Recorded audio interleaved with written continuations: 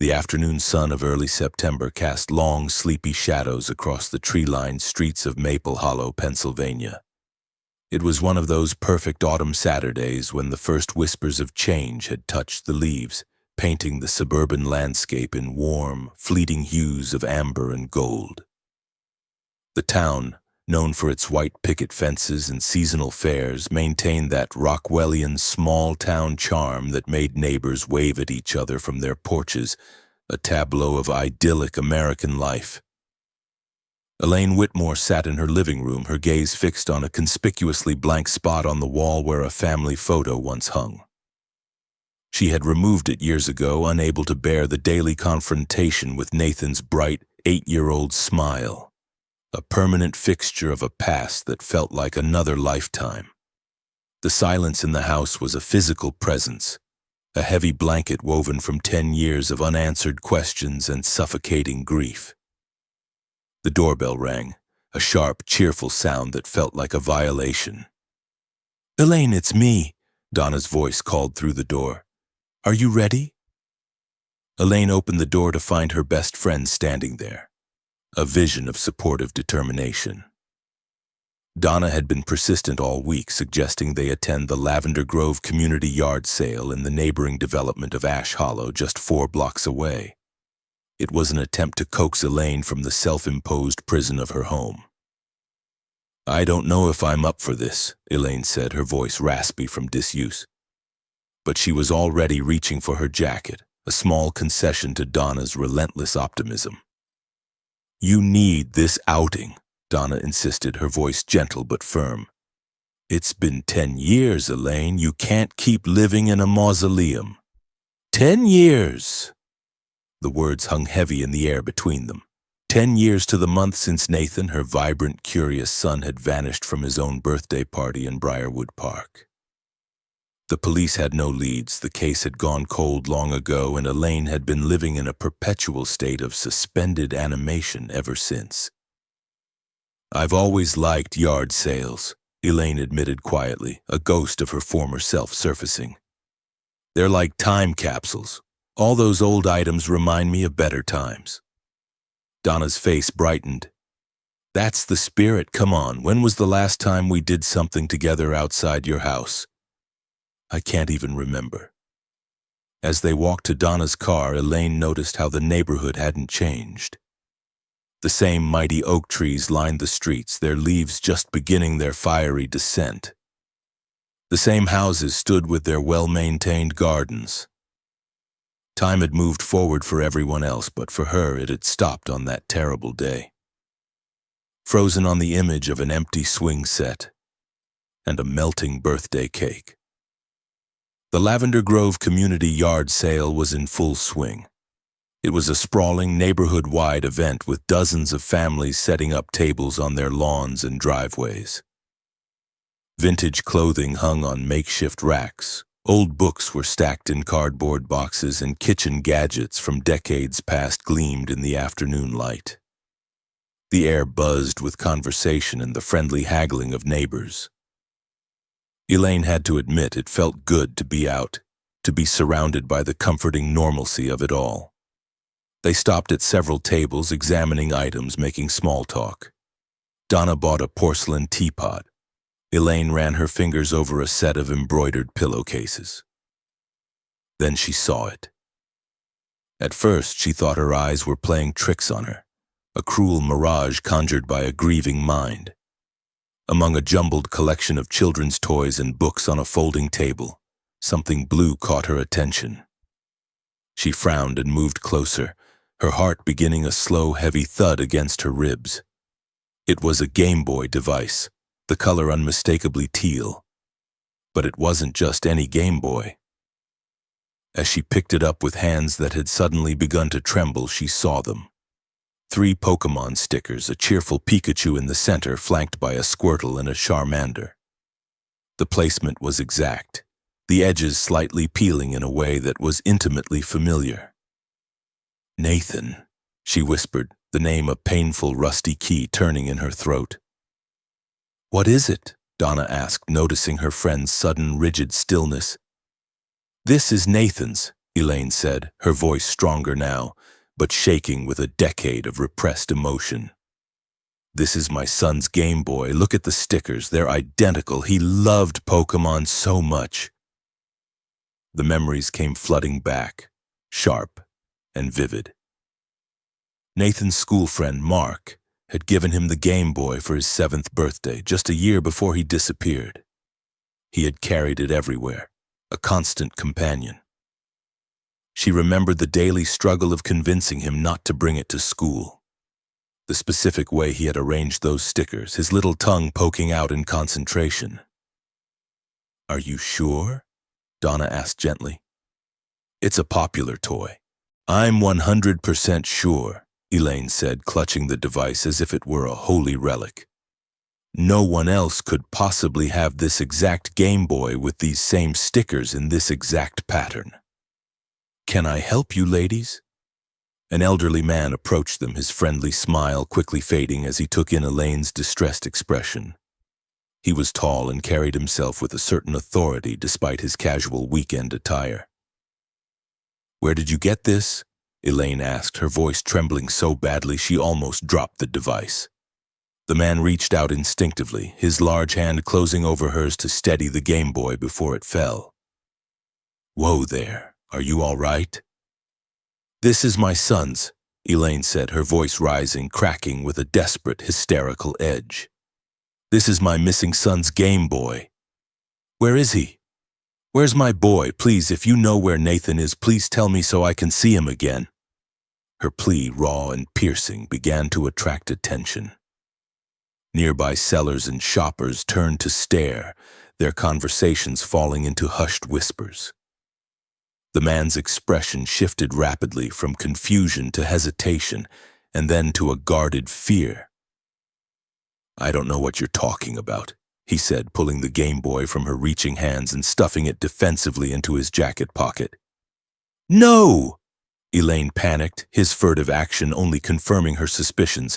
"That's my son's. Why are you hiding it?" "Elaine, calm down." Donna tried to intervene, placing a steadying hand on her friend's shoulder. But Elaine was beyond consolation. The shock of the discovery, combined with 10 years of unyielding grief, overwhelmed her. Her vision tunneled, the world tilted, and she lost her balance, crumpling to the ground. Gasps erupted from the gathered crowd. "I'm calling the cops," the elderly man announced, his voice sharp and self-righteous as he pulled out a cell phone. Within 5 minutes, a police cruiser arrived, its lights flashing silently. A young officer stepped out and approached the scene. "What's going on here?" The elderly man spoke first, his voice booming with authority.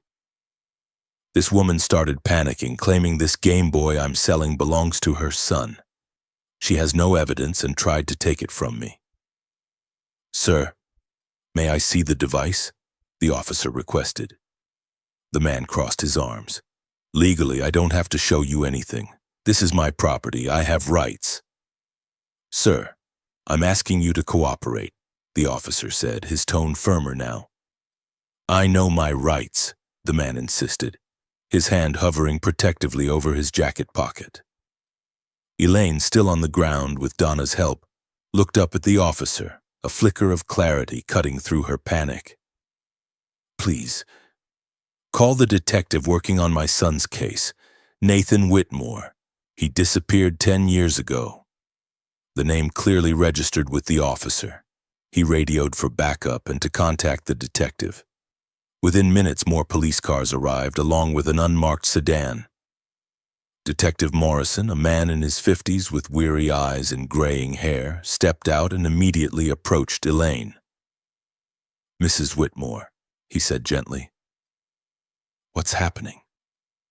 "The Game Boy," Elaine managed, pointing a trembling finger at the elderly man. "He has Nathan's Game Boy, the blue one, with the 3 Pokémon stickers." Detective Morrison's expression grew serious. He turned to the elderly man. "Sir, I'm Detective Morrison. I've been working the Nathan Whitmore case for 10 years. The boy was 8 when he vanished. He'd be 18 now. We have a detailed list of his personal belongings that went missing with him. including his favorite toy, a blue Game Boy with 3 Pokémon stickers. He produced a folder from his car and pulled out old, faded photographs. These are pictures of Nathan with his Game Boy. Now I'm going to need you to hand over that device. One of the other officers suddenly spoke up. Wait, is that Walter Griggs? Sergeant Walter Griggs? The elderly man straightened slightly, a flicker of pride in his eyes. The officer continued, Sir, you were a respected police sergeant here in Ash Hollow. You know our procedures. With obvious reluctance, the man, Walter Griggs, reached into his pocket and handed over the Game Boy. Detective Morrison took it carefully, comparing it to the photographs. The resemblance was undeniable. Where did you get this, Mr. Griggs? The detective asked. I bought it at a flea market years ago, Walter said quickly, his eyes darting around. That's bullshit, Elaine exclaimed, struggling to her feet with Donna's help.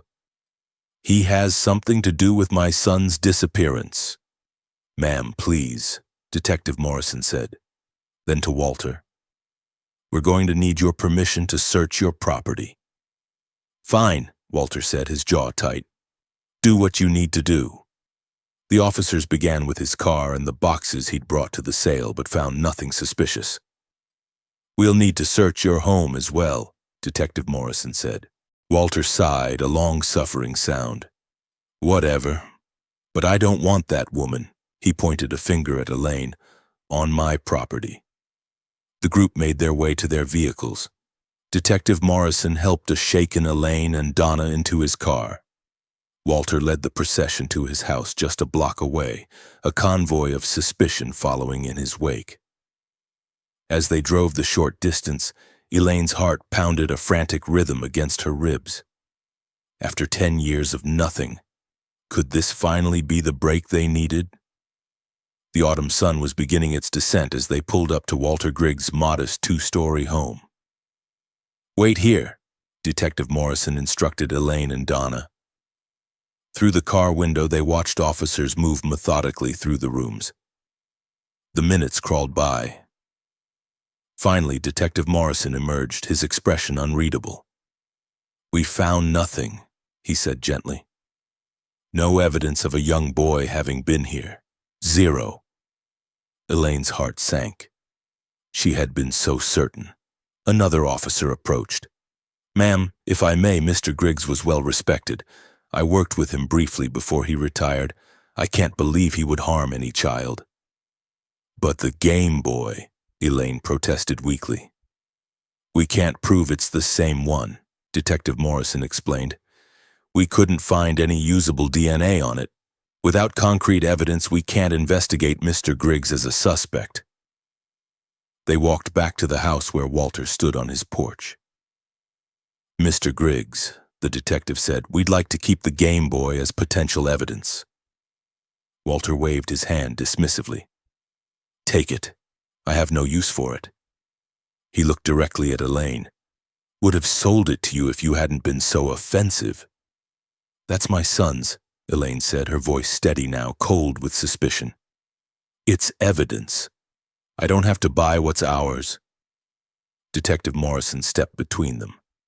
Mr. Griggs, can you tell us when and for whom you bought this device? Walter shifted uncomfortably. I don't remember. A flea market somewhere. Bought it for my... He paused just for a fraction of a second, but it was enough. For my niece. Elaine's eyes widened. He had been about to say Zin. She was sure of it. She glanced at Detective Morrison and saw from the subtle tightening of his jaw that he had noticed it too. That small, shared acknowledgement kept her from panicking again. At the station, Elaine gave her formal statement. Afterwards, she asked to see the Game Boy again. In a small lab room, a young forensic technician carefully inserted 2 AA batteries. The familiar startup sound filled the room. There's a game cartridge in it, the technician observed. She removed it, reading the faded label. Pokémon Red. That's Nathan's, Elaine said, her voice trembling. It was his favorite. He took it everywhere. She looked at the detective, urgency rising. Surely you can trace something from this? Mrs. Whitmore, Detective Morrison said gently. This device could have landed in Mr. Griggs's hands in so many ways. It's been 10 years. We'll try to find prints, but the chances are very slim. Elaine nodded, her hope dwindling. As she sat in the back of a police car heading home, she couldn't shake the feeling of Walter Griggs's hesitation. Son, the word played over and over in her mind. The moment the door closed behind her, exhaustion hit her. The day had been a whirlwind of hope and crushing disappointment. Unable to sit still, she picked up the phone and dialed Donna. Elaine, are you okay? Are you still at the yard sale? Elaine asked. Yes, but leaving soon. Why? I want to go back. I need to apologize to him. I feel guilty. I made such a scene. It was a half-truth. She did feel a sliver of guilt, but mostly she felt a gnawing suspicion that she couldn't let go. Elaine, I don't think that's a good idea. Please, Donna, I need to do this. Donna sighed. I'll pick you up. They returned to Lavender Grove as the yard sale was winding down. They spotted Walter Griggs at his car, loading boxes into the trunk, his movements sharp and annoyed. I came to apologize, Elaine said, approaching him. I reacted badly, I'm sorry. Walter stared at her, his expression not softening. I hope the neighbors didn't get the wrong idea, he said coldly. I don't need this kind of drama. He slammed his trunk shut and walked away. Well, you tried, Donna said gently as they returned to their car. Before they could leave, another car pulled up near Walter's, a green Volkswagen New Beetle, its bubbly shape eye-catching. A younger man, maybe in his late 20s, got out and approached Walter. They watched as Walter roughly shoved a heavy box toward the younger man, speaking in an angry tone. The box wasn't taped shut, and several items, what looked like game cards and toy cars, tumbled onto the ground. The younger man hastily gathered them. Donna rolled her window down just enough. Fragments of conversation drifted toward them. I don't care. Walter's voice carried. Honest with me. Sake of your mother. Then leave. The younger man shook his head, looking agitated, before stomping away with the box and driving off. Maybe that's Walter's son, Elaine said thoughtfully. And that box was full of children's toys. If that box was his, then the Game Boy must have been his too. She turned to Donna with sudden urgency. Follow him. Elaine, I don't like to stalk people. Please, Donna, I don't want this to be another dead end, not when we might finally have something. Donna looked at her friend's desperate face and sighed. Fine. We'll see where he goes. It wasn't hard to spot the distinctive green car. They followed it to a more commercial area on the outskirts of Maple Hollow. The Volkswagen pulled into the parking lot of a spooky-themed novelty store. Dark Delights Party Emporium, read the sign. Donna missed the turn. By the time she made a U-turn and headed back, the man was already exiting the store, carrying 2 large shopping bags. He reversed out of his spot at high speed, nearly colliding with them. What the hell? Donna exclaimed. The Volkswagen sped off. They tried to follow, but the warning bells of a railroad crossing began to clang. The barriers came down just as the green car sped through. A long freight train began to roll by. By the time it passed, the Volkswagen was gone. I'm sorry, Elaine, Donna said, pulling over. Elaine sighed. It's okay. It was silly to follow him. As they drove back, they passed the novelty store again. Maybe we should check that store, she said suddenly. Donna noticed the sale banner. Actually, maybe we should. Halloween is coming up. My niece would love something from here. The interior of Dark Delights was a macabre wonderland of horror costumes and props. Fog machines sat on shelves and animatronic figures sprang to life as they walked past. Donna picked out a witch costume for her niece and they headed to the counter, but the employee was outside smoking. As Donna went to fetch him, the slippery fabric of the costume slid off the counter and onto the cashier's workspace below. "I'll get it," Elaine said, leaning over. As she did, her eyes fell on an active laptop screen showing a paused video.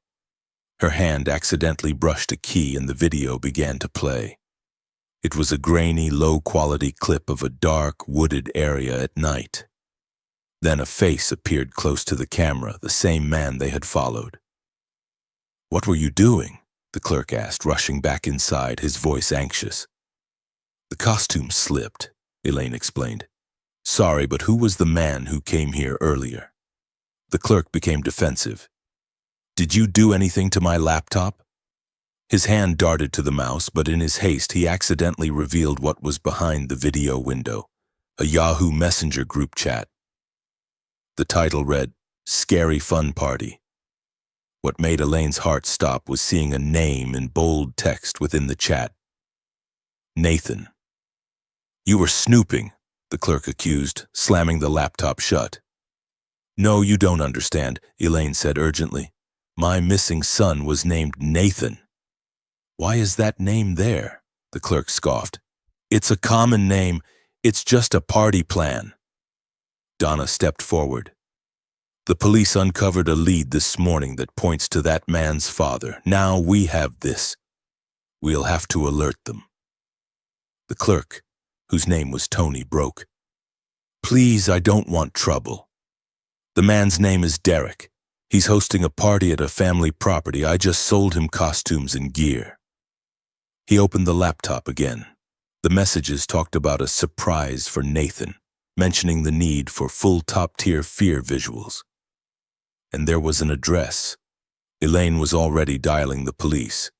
The police arrived in less than 15 minutes. Detective Morrison was among them. Elaine explained everything.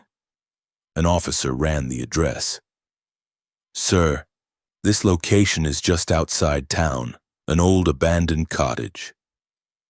"We've got confirmation from Walter Griggs."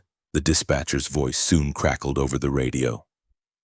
"He admits the address is an old family property, denies any knowledge his son Derek has been using it." They drove out to the property, a boarded-up cottage surrounded by overgrown weeds.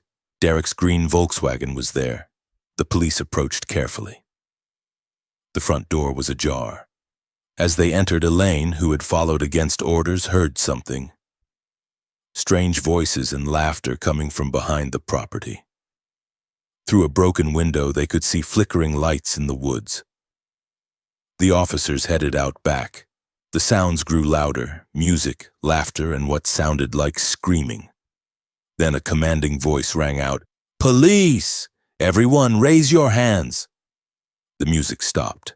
What followed were sounds of genuine fear and confusion. Elaine heard them requesting backup and a medical unit. Soon 5 men were led out of the woods in elaborate, terrifyingly realistic zombie costumes.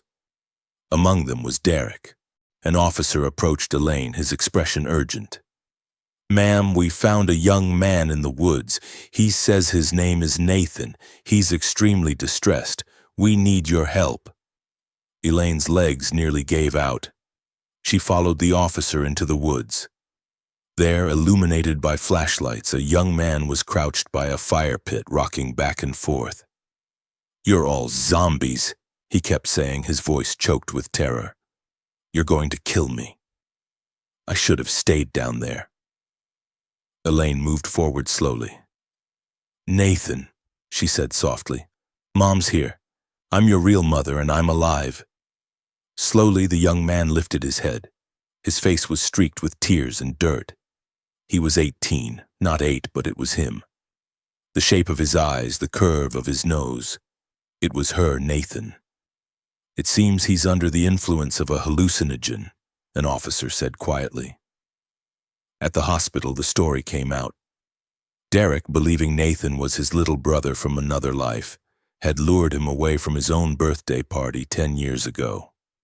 He'd raised him in a sealed basement, feeding him a narrative that the world had ended in a zombie apocalypse. The parties were elaborate hoaxes designed with hallucinogens and costumed friends to terrify Nathan back into submission whenever he expressed a desire to see the outside world. Walter, when confronted, confessed he knew his son was disturbed but never imagined the extent of his delusion. He had protected his son out of a twisted, guilty sense of paternal duty. Elaine was finally allowed to see Nathan. He was sitting up in bed, looking small and lost. You said you're my mother?" he asked. "Yes, sweetheart," she said, tears flowing freely. "I'm your mom." "I barely remember," he admitted, "but I remember your voice. You used to sing to me." "I did," Elaine said, taking his hand. "I sang you lullabies every night." "But the zombies, Derek said you were all eaten." "Oh, honey," she said, her heart breaking. "It was all made up. I've been looking for you every single day for 10 years. You're safe now."